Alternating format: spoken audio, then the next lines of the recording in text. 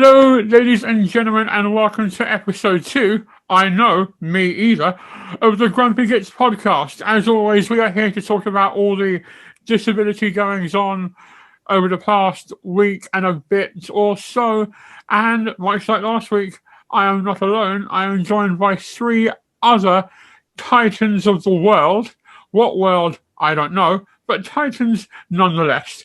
First and foremost, as always, my good friend, Mr. Simon Sampson. Simon, how's your week been? Very good. Been to the dentist, so I'm a bit high on drugs at the moment, which is fantastic.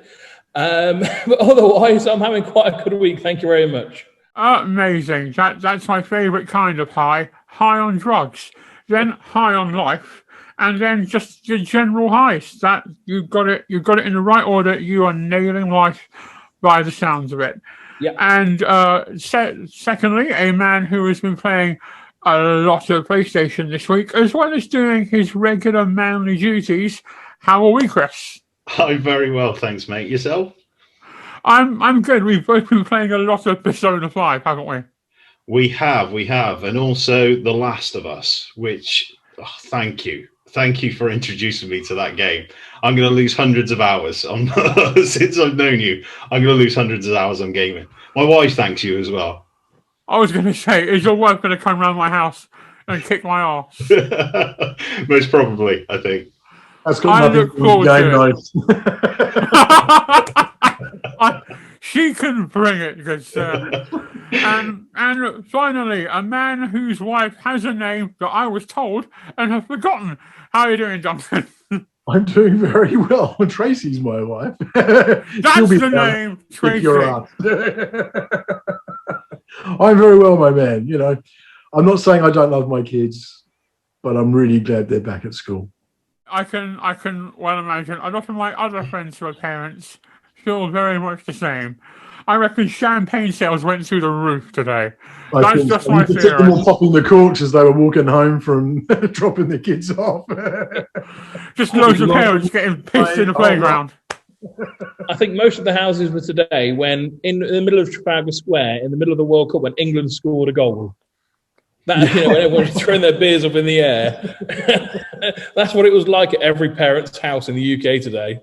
I reckon there was a terrorist attack reported from all the corks popping at once.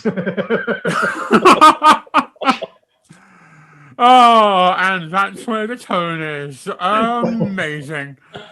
So, well, whilst we're at this level already, we're going to go to our reoccurring segment because, believe it or not, it was quite popular. It's Chris and his stupid questions. Hey, stupid questions. I love this segment. And yes, I have got some more stupid questions for you all to answer. The first one being, if you could release one conspiracy theory for fun, what would it be? Ooh. I would release the theory that the Chuckle Brothers were in fact a father and son duo. Why?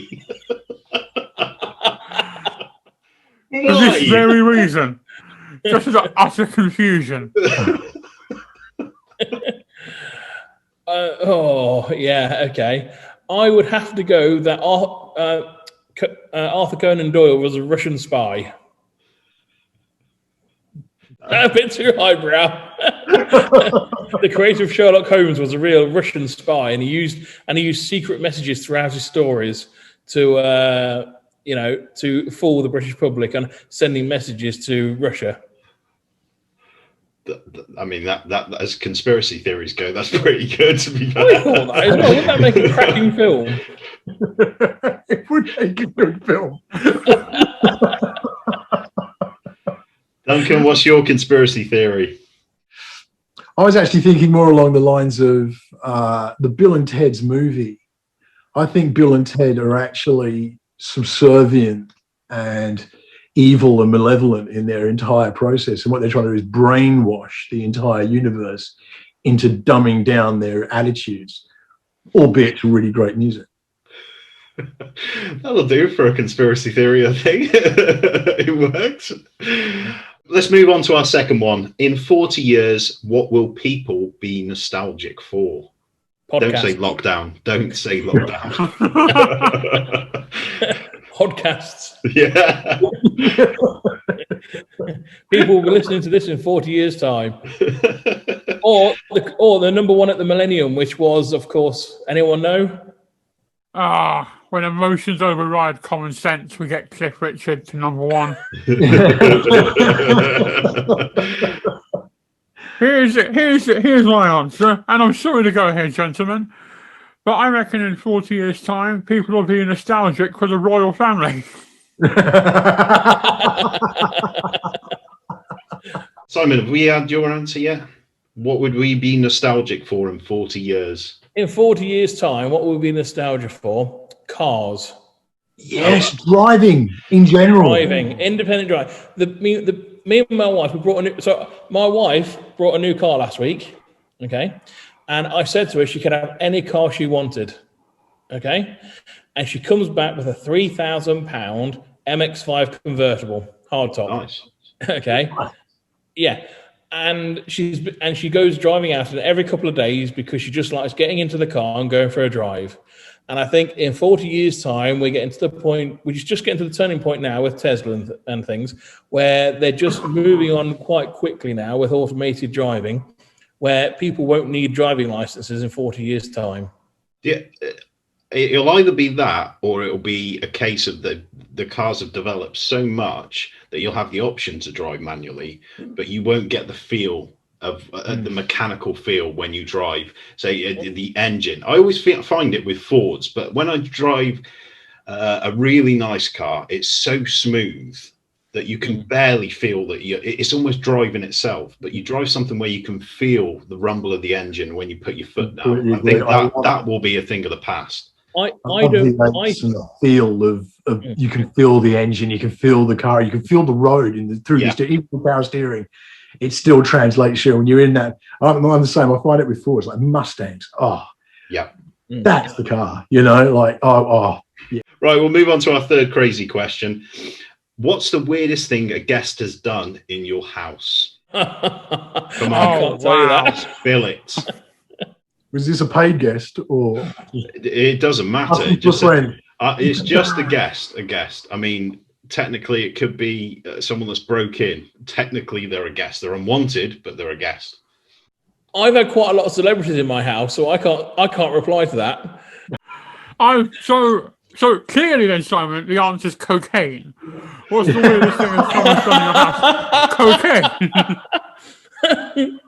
Okay, let's change the question. What's the weirdest thing that Adam Pearson has done in your house? Again, cocaine. What is the weirdest thing someone's done on my house? In your house? No, in your house. Yeah. Well, someone shit on the roof or something. Someone has had a shit on the flat roof. 747 flew over, and that's when they ejected the refuse. What else has happened? One of my dad once tried to make fertilizer and accidentally made something that I can only describe as close to Agent Orange, and like just destroyed the garden. That was quite weird. And I also think that one of my female friends has made OnlyFans content in this house. So I can't prove it. All I can say is I know what my toilet looks like. Wait, so you've seen the OnlyFans? You just stumbled across this content, did you, Adam? Across it, I helped film it. So, it's details. It's details. Did she know you were helping to film it, or? Yes. Or did your toilet cam pick it up? It's good to have options in the edit. You know this. Little from column A, little from column B. My boss invited us for dinner. And he's this big, brash Canadian guy. But he was brought up in Boston.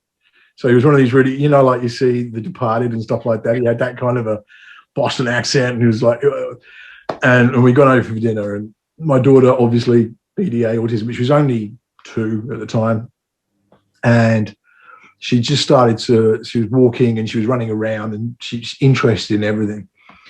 And he was like, Dad, you don't have to worry, man. It's not a problem. We had 30 kids here for the birthday party last weekend. This place is completely childproof. There's nothing that can happen.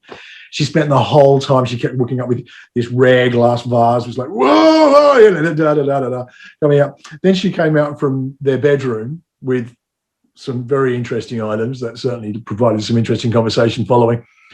And then the crowning achievement was that she came out, and you can imagine, like in those movies where, you know, like Indiana Jones, and they're bringing out the big prize and the big music. She came out with 2 cat turds, one in each hand, because she'd found the cat litter. It was like, yes, I am a golden god.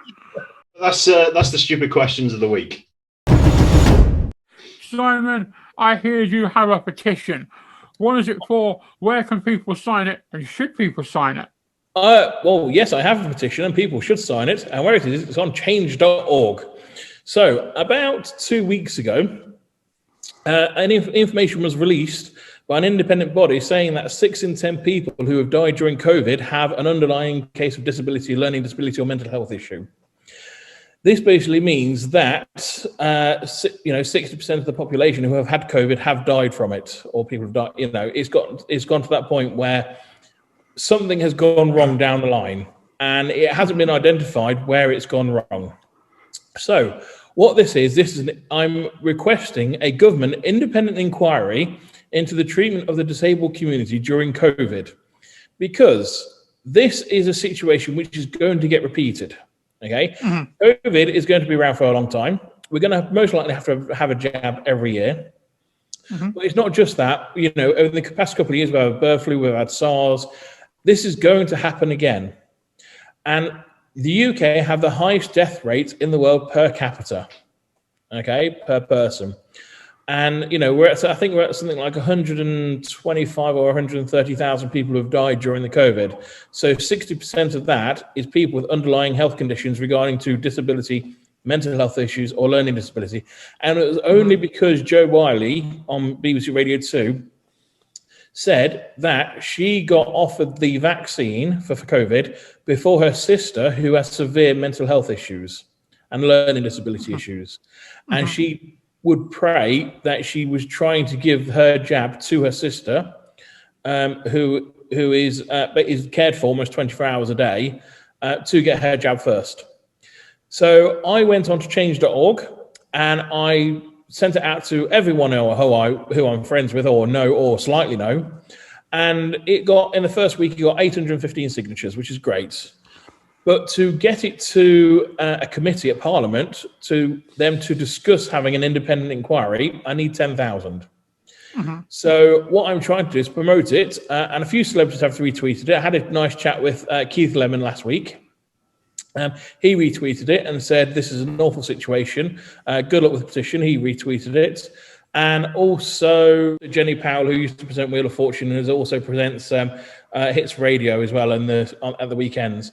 And she's retweeted it for me as well. So that's helped tremendously. But we do need 10,000 signatures. Link will be in the description. If you just head on to the description of this, there'll be a link directly to this petition. And we are back, and we're taking a dramatic shift in both subject and tone. Alexa, play Marvin Gaye. Let's get it on. We are here to talk about disability and dating, and this sort of came out of a video from a comedy podcast called Have a Word Pod, where 2 comedians, Adam Rowe and Dave Nightingale, essentially accused disabled women of catfishing should they not divulge their entire medical history over Tinder, which led to all sorts of conversations on Twitter at Adam_Pearson. Go and look. And so rather than us talk about or over disabled women, myself and Simon Sampson sat down with journalist Faith Martin and had a real good chinwag about disability and dating. She said, no, I got over it. I'm still not over it. But outside of that, she's a really good egg. I like her. I'm still here with Mr. Simon Sampson, who's wearing different clothes now because of editing. How you doing, Simon? I'm very well, thank you, Adam. How are you? Still good, sir. Still very, very good. And I thought, since we're talking disability and dating, it'd be good to get a member of the fairer sex then. That's right. So we are also joined by journalist Faith Martin. Hello! Hi, how are you? I read a article in the Huffington Post with Faith Martin and disability, so we thought we'd get her on the show and have a chat with her. Sounded like a plan, and I was also well up for it because whilst it was a bit lower brow than the Huffington Post, I saw a clip of two comedians talking about catfishing in which they used the word wheelchairy and pushy or motorised. So these two topics seem to go quite well together. So, Faith, what sort of, I suppose, inspired you to write your Huffington Post article? Obviously, I'm quite young. I'm only 19. I've used all the dating apps that you can think of, and it always just comes back to ableism at the end of the day. It's people that don't understand disability and the fact that actually disabled people do want to date. And I guess that because I'd kind of had enough of kind of the ableism and having to go around the kind of minefield of dating, I thought, actually, I'm going to see if anybody else feels the same way that I do. And then that's when the article came about. And what's the response been about regarding the article? Mixed. A lot of men telling me just to not go on Tinder or to not date. But then on the flip side of that, a lot of disabled people have then come to me and said, do you know what, I feel the same way. So I guess kind of mixed, but it's good that disabled people are now seeing themselves in the media. I pulled out some quotes from your article just because I thought it was quite interesting, because I did something similar a little while ago on whether or not you should actually tell someone you're in a wheelchair or not. And this is a quote from your article. It says, sorry, I didn't realise you were in a wheelchair. I probably wouldn't date you. Yeah. Yeah. How do you reply to that? To be honest, mate, I just blocked them. I mean, I don't really think you can reply to that. So I was just like, all right, mate, see you later. Brilliant. Dating sites and dating apps are quite weird in that sense. I think it's made dating quite superficial in a weird way, that you can just sit there on your phone going, I do you, I do you, I do you, who hasn't done you, I do you, and it takes away kind of the human element of it. For me, I have a huge problem where on a lot of dating sites, like Christian Mingle, for example, my photos don't get through their facial recognition software. All my photos always get flagged. And so I have to email them and be like, hey, bit awkward. Let's absolutely talk about this. I got banned from Eharmony, but that was sort of my fault. Sorry, Adam, we've got to come back to you that. Why did you get banned from Eharmony? Yeah. I went on Eharmony before I signed up to know what women want. I watched the movie, that didn't help. So I went on Eharmony, and all the profiles like, I want a kind man with a good sense of humour. So I thought, done, me, hello. Taking advice from Mel Gibson is not a good way of encouraging women to go on a date with you. It was research, mate. You've got to cover all your bases. And then you have to fill in this, like, massive form. It was easier to apply for my American work visa than it was to sign up to eHarmony. And there's a question, what do you look for in a woman? And at that point I thought, funny and kind. And I wrote, as a joke, my Willie. And they dropped the van hammer on me very quickly. Oh, yeah. Coming back to your article, Faith, you said obviously it's the lack of education that actually has an impact on going on dating websites with a disability. Do you think education could play an important role in helping people like yourselves getting on more dates? Yeah, for sure. And I think not just dating, I think in everyday life.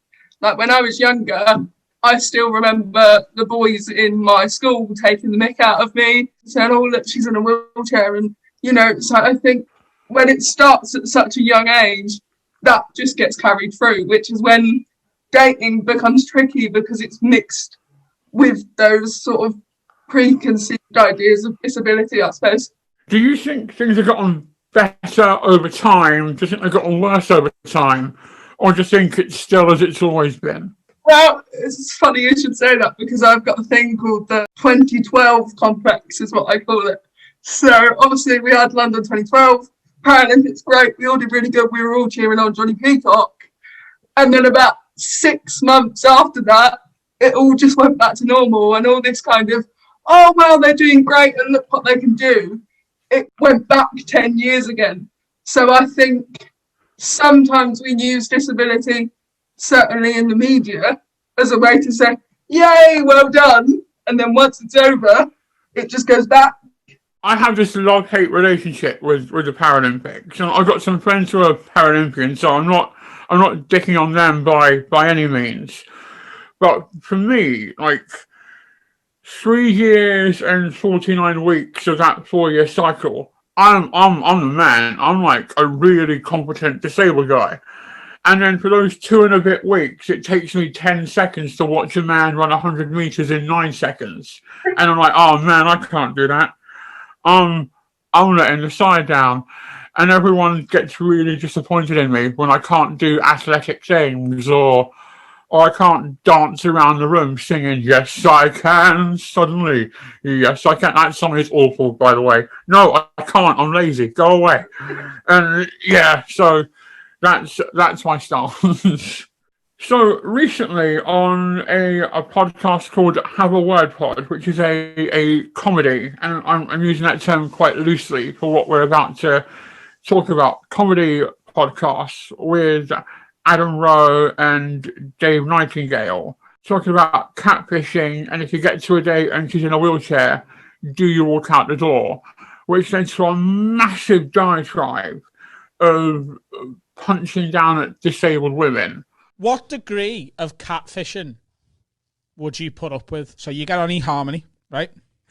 And you get talking to some lovely young piece, right? And you're talking like every hour of every day. You send a message, you get one back. I've seen pictures. You've seen pictures. How many? Plenty. And then you go to meet her. What level of catfishery would make you not walk out the door? So let's say she's still a woman. She's everything she said she was, but she's in a wheelchair. She hasn't mentioned that to you yet. Stay or go. I mean, she's lied to you, though, hasn't she? Mm-hmm. How wheelchairy? Pushy or motorised? If it's pushy, I've got wiggle room. But if it's like... And she hasn't. But she can give you the go, can't she? If it's motorised. She can give What are you going to do? Just lie her on the floor of a lunge? Have you got any napkins, love? I just want to go on it. It's good, this, isn't it?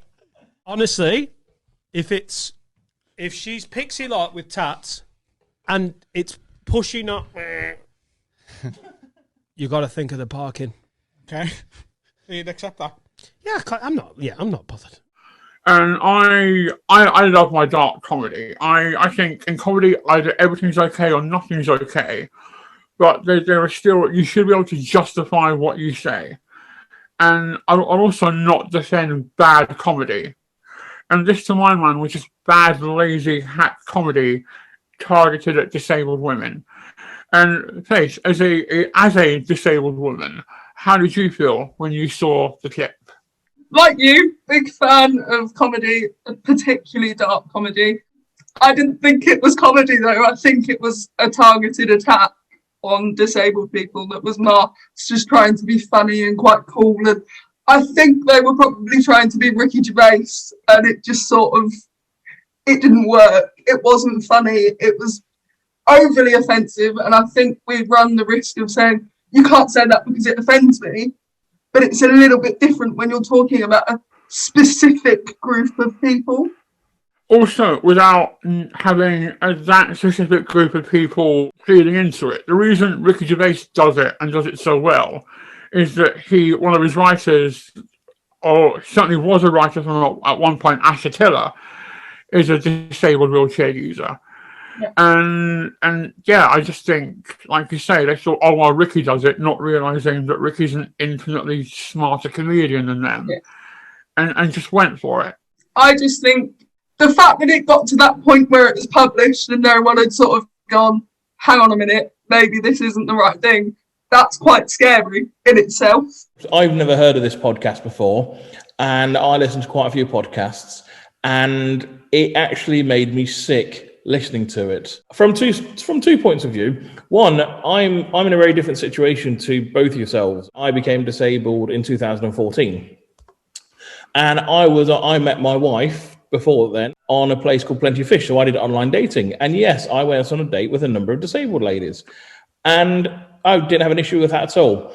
And when I didn't have to go through the dating situation after my injury because I was already married, but watching the video, experiencing both sides of it, I don't know how they could sit there and justify what they're saying. It was for me, it was hate speech against women and disability, and how it's not been taken down or banned, because I did send a complaint to Facebook and on Twitter, and they said it doesn't breach their rules and regulations. And I was like, how does it not break your rules and regulations when it's so offensive to people? And that's my stance. People are like, oh, it was a joke, mate. I'm like, yeah, but it's an ableist joke, and ableist jokes are still ableist. Like, go back and watch some of the old Bernard Manning stuff. Those are also jokes. They're just deeply racist, sexist, and homophobic. And if you support ableist comedy, you support ableism. Yeah. Faith, there's one thing that made me laugh, and it was your quote, okay?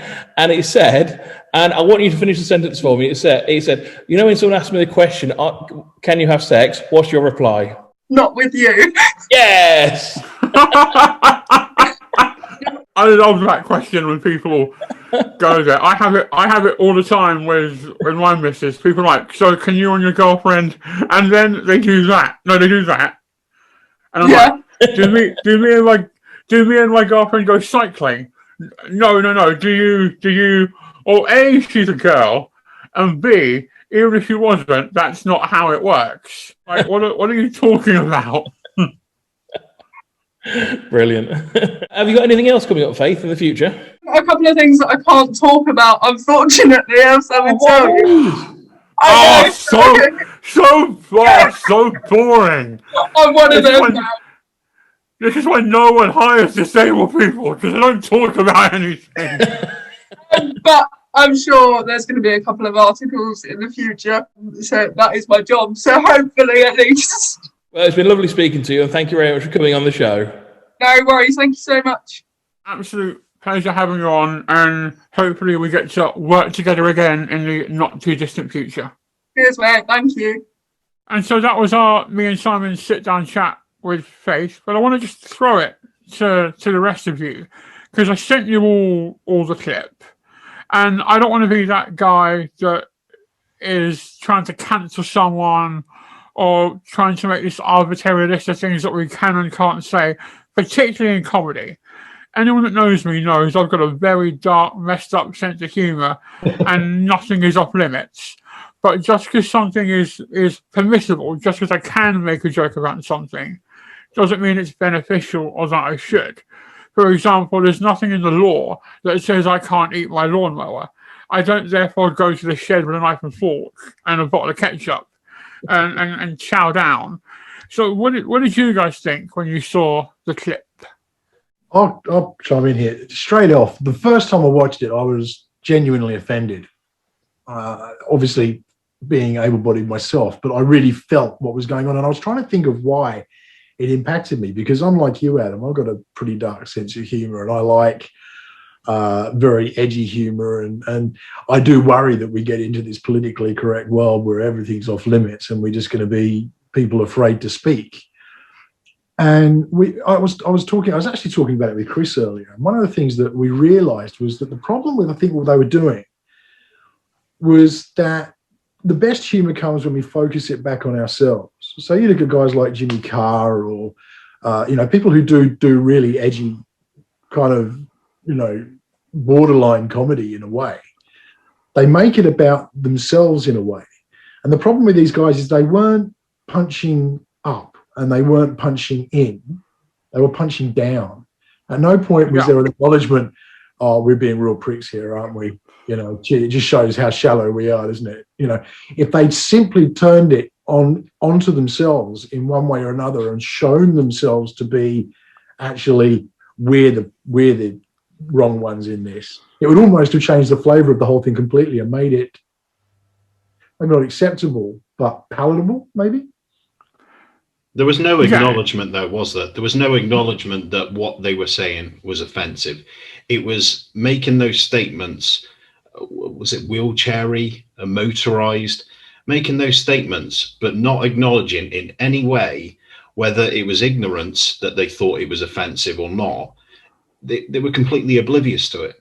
So Yeah. they just carried on and on and on. And like Duncan said, we had this discussion earlier, and it was kind of four guys who were laughing along, and they kept on going with it. They were almost edging each other on to say something more and more offensive, and it just carried on, and it was horrible to see, because the more you watched, the more offended and angry you got that no one was turning around and saying, you know what, guys, this is really bad, or there was no acknowledgement whatsoever. Part of me feels for them in a way, because I think they wandered into this thing kind of blindly and stupidly, and they're now, whoa, hang on, we didn't see this coming. Because again, like we were saying before, the disability community in general is not considered in the same. That's an ableism is an ism that isn't counted alongside racism or homophobia or sexism or whatever other ism or prejudice there is. It seems to rank below them for some reason, and it's completely wrong that that's the case. And they've sort of hit this backlash. And I mean, it's interesting. I think if we look back at what we were talking about in the last episode with Sia's movie, if Sia had turned around and gone, oh, I really messed this up, guys, and I'm really sorry, it would have been cool. But they put out a statement saying, which was supposed to be sort of apologizing, without using the word sorry or the word apology or we regret or anything like that. They just owned it. Would that help? I mean, from my point of view, I mean, I'm the only one out of the four of us who is in a wheelchair pretty much full time. Yeah. And for me, it was blatant hate speech. That's what it was. There's no way to say, we apologize. I mean, they clearly know they've done something wrong. But I mean, these are lads who have put out hundreds of hours of podcasts over the years. Okay. And they don't have a lot of followers. They've only got like 6,000 or 7,000 followers on Twitter. But they've clearly realized that, hold on, we might have messed up here, because they've put out a statement. They asked Adam to come onto the show. Adam told them where to go. It's got to the point where they're saying, hold on, we might have done something wrong, but we're still not going to apologize for it because we think it's funny. Now, I've seen offensive people. I mean, for example, Roy Chubby Brown, he's standard, you either like him or dislike him, or, he's extreme. Like you said, Jimmy Carr is extreme. But this was pure hate speech against people with disabilities. This wasn't comedic. This wasn't funny. And when Adam sent it to me and my wife watched it, and it made both of us physically sick, almost. We were like, well, that's just one of the most revolting things I've ever seen. And this is coming from people who are supposed to be professional at doing their podcast, experienced people doing a podcast. And now they've got people coming up and saying they don't want anything to do with them. Isn't it really sad, though? Speaking of isms, and it's a prime example where ableism stands when it comes to a nation of what's acceptable and what isn't. Imagine if that was about race. Imagine if they were talking about a race of women. If it was about race, I think they would probably be speaking to the police. Yeah. Absolutely. But it would be a hate crime. It would actually be under that banner. And that's exactly the thing. If you were just to switch that round from being disabled to anything else, then it would have been they sort of went there a little bit. They started talking about, well, she's a woman. That part was true. So they didn't have to confront the whole transgender side of things. They were smart enough to avoid that one. But then they went launching into this ableist, and it was really uncomfortable watching. And as I say, it's because it was all punching down. And I find no value in any humour that doesn't try and punch up or isn't focused on yourself and making a bit of a tit of yourself. I think what hurt most, I think, and of course, I'm not disabled, and this is almost knowing people who are. What hurt the most was the laughter. I think with what they said, what they said was disgusting. But the fact they were almost in tears in laughter, that for me is really sticking the knife in and twisting it, because there was no remorse or anything. They were willing to carry that on for the sake of 4 of those guys, grown men, laughing at the fact that a woman in a wheelchair, it would be deemed as catfishing. It's horrible. And it's not like it was like a pre-written thing that they just said and it bombed. If it was sort of like a pre-written joke that had just died on its arse, I'd almost feel better. But because of just the conversational nature of the podcast, it skirts that line between a joke, but it also might be just like a sincerely held belief system as well. Just the chatty nature of it all, and as you say, the back and forth and chronological nature of how they discussed it leads me to believe that might not be a million miles away from how they actually feel.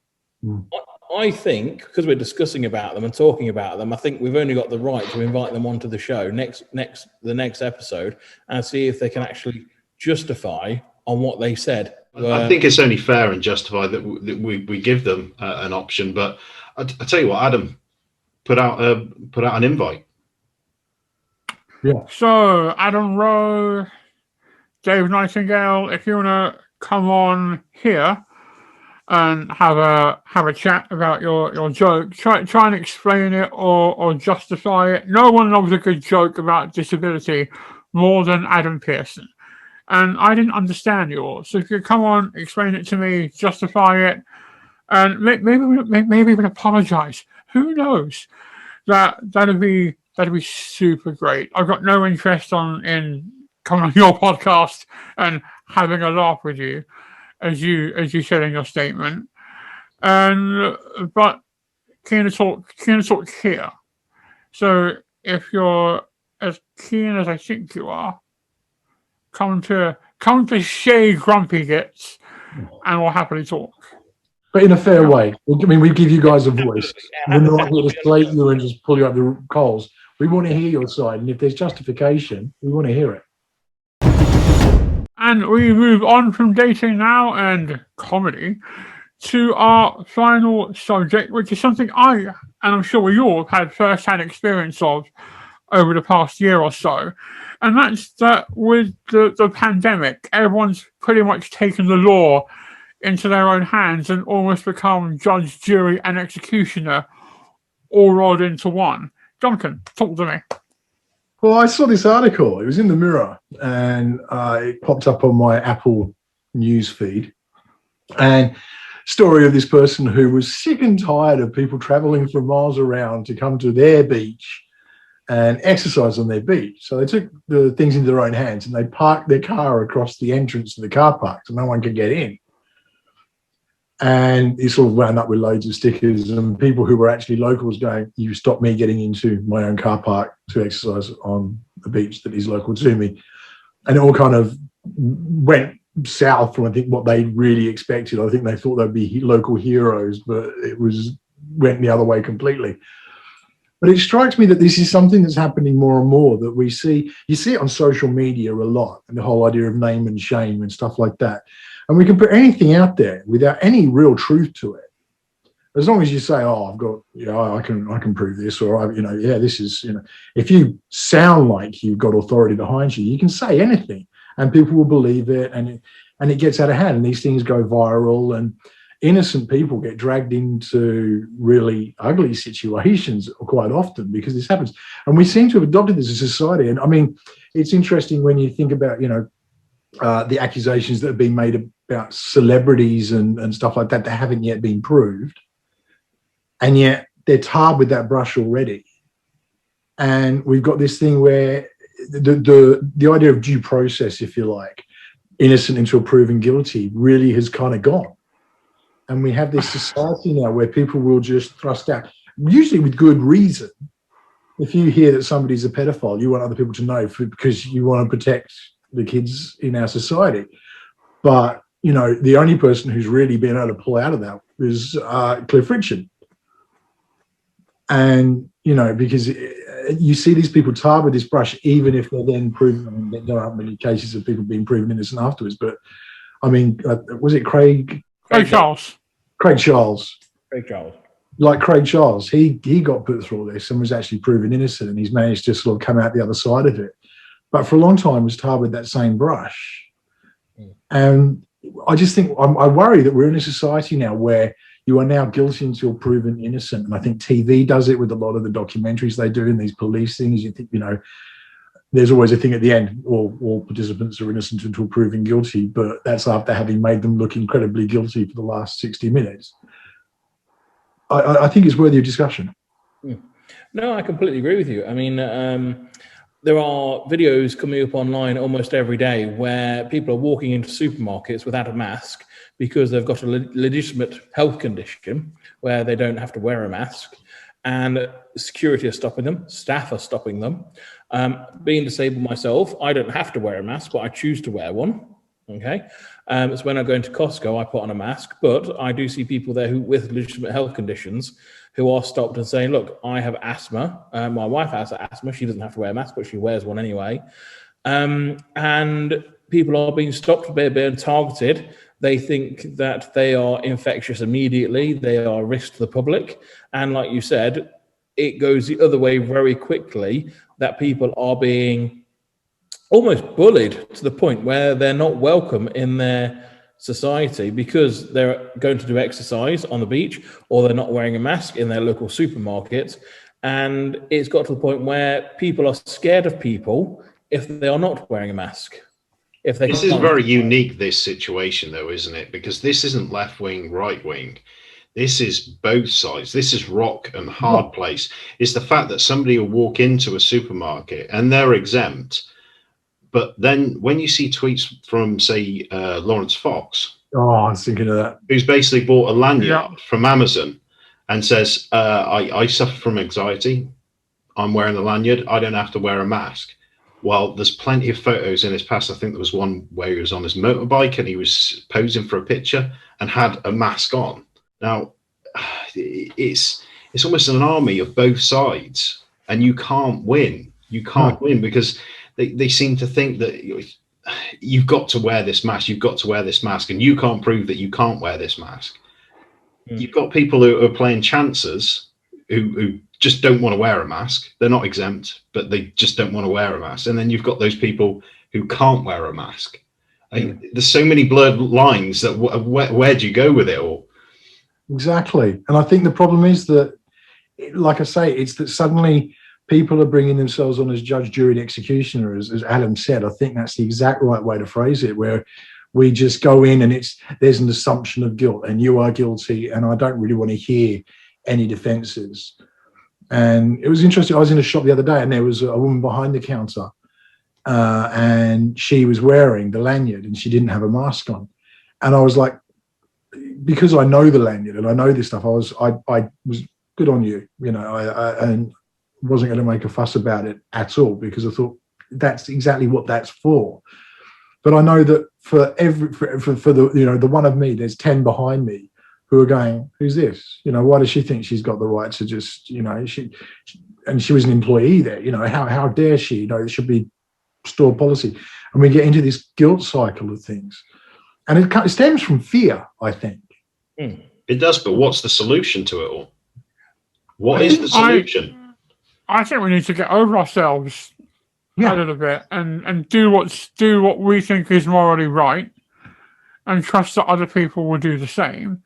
I mean, I'm exempt from wearing a mask, but I got bored of justifying it to everyone.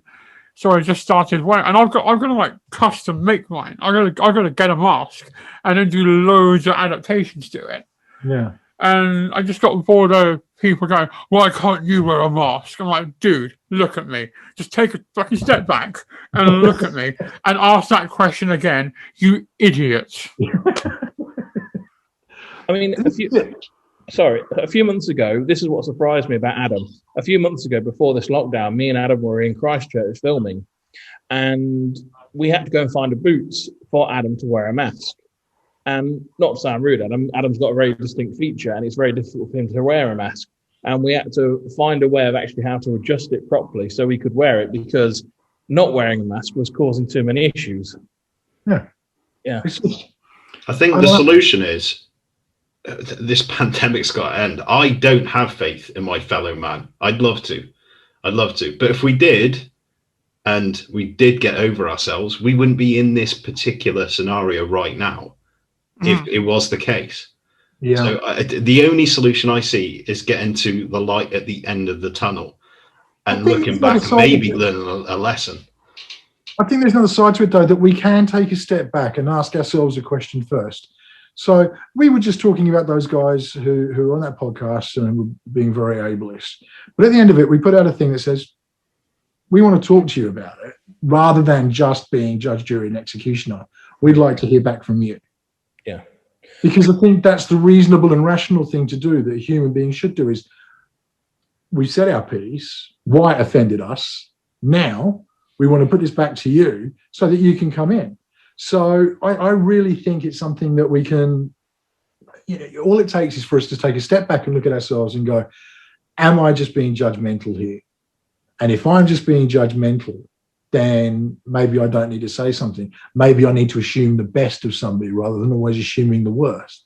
When a person walks into a shop and they're not wearing a mask, is instead of calling the police on them, which happened a couple of weeks ago in Morrison's, because this person refused to wear a mask because they've got a health condition, and the security guards actually called the police. That's how crazy this situation has actually got about wearing a mask. Is approach that person, ask them, do you need a mask, sir, or are you exempt from wearing a mask? That's all you need to ask. If they say they're exempt, then you then you don't have to ask them for their health condition. You just say, yes, I'm exempt, but thank you for asking. You avoid all situations, rather than saying, here's a mask, put it on, or you cannot enter this shop without wearing a mask. That person might need to go into that shop to buy food. They can't be exempt. That's why the essential shops are open. So people can go and buy food. Yes, you need to wear a mask in almost everywhere, but if you can't wear a mask, then you shouldn't have to wear a mask. And I think it just needs a common sense approach, rather than, like you said, being judge, jury, and executioner. Parking a car in front of the beach is ridiculous. Getting police officers to an OAP because they're not wearing a mask.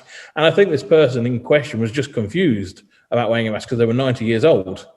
They didn't understand it. And it just goes to show how bizarre the situation has become, where people are afraid of people who aren't wearing masks. Yeah. Well, it's miscommunication that's being spread as well. And in fact, it was a shop, Costco, I think it was, who put out that no one is allowed in if they don't wear a mask. What kind of message does that send to the general population, even if they don't know the rules specifically or know about people being exempt? Then putting out this huge tweet, because it got lots of it was widespread, everybody saw it. What kind of message is that sending out? It's actually illegal as well, because the government guidelines do actually say that you are exempt. You can enter any shop without a mask if you are medically exempt. Hopefully this will all end soon. I don't know about you guys. This third lockdown has really done my head in a little bit. The first lockdown, they were like, you can't see people. I was like, amazing, people suck. Second lockdown, no more than 6 people. I've only got 4 friends. 3 of them are here. That's also fine by me. But this third one, I've been like, oh my word, I miss people. I'm a very sociable person. I've got to say, I've been losing my mind. Not that you can see it here, of course. I'm not sociable, but I kind of miss people at the moment. I want the option to see and avoid people. I've had that option taken away from me now. I want to not see them on my own terms, not because I've been told not to. Offer me a day out so I can say no, but well, there's no offer. It's really annoying, okay? I miss making up excuses. Yeah, I'm going rusty. I'm going to have to go out to these places now because I can't come up with a good excuse. all I can see now is, like, in the summer, just you at loads of, like, farms and zoos, just shaking your head going, for fuck's sake. What's made this one a lot more difficult is it's been in winter. I mean, you had your summers, and you had the glorious weather, and even your exercise. you had those early mornings and those late evenings, and some people could even sit out in the garden, and it's quite peaceful. Winter, that made it a very, very difficult lockdown. Yeah. Yeah. Just me, Joe Wicks, on my own seething rage. As always been.